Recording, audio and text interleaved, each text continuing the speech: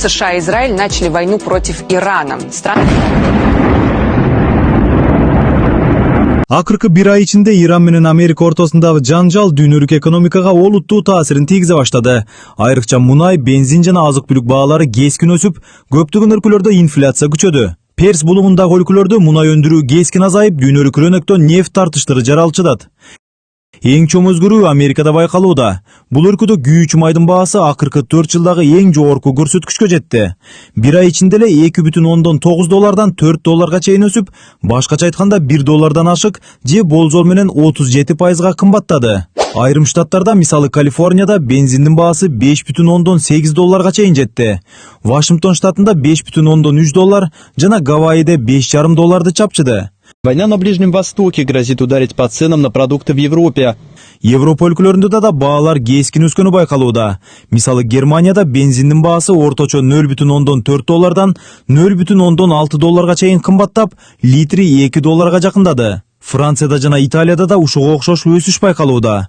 Ошол эле учурда бул өлкөлөрдө транспорт чыгымдары да көбөйдү.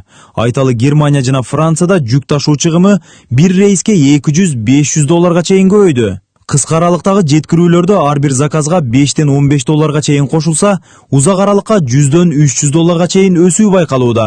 Мындан сырткары азык-түлүк баалары да орто эсеп менен 10-15%га чейин жогорулаган. Иран менен Американын ортосундагы чыналуу, айрыкча Азиядагы ири импорттоочу мамлекеттер Кытай, Индия, Япония жана Түштүк Корея үчүн баалардын өсүшүн алып келди. Кытайда күйүүчү майдын баасы болжол менен 10-20%га чейин өстү. Ал эми азык-түлүк 5-12%га чейин кымбаттады. Индияда абал кыйла оор. Күйүүчү май 20-35%га чейин кымбаттап, азык-түлүк 10-25%га өстү. Японияда күйүүчү май 15-25%га чейин жогорулап, азык-түлүк 8-18%га чейин кымбаттады. Түштүк Кореяда да ушуга окшош көрүнүш байкалат. Күйүүчү май 15-30%га чейин, азык-түлүк 8-20%га чейин өстү.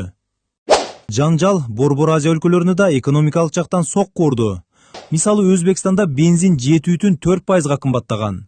Бүгүнкү күндө Өзбекстанда АИ 95 маркасындагы бензиндин 1 литри $1,08 же болжол менен 96 сомду түзөт.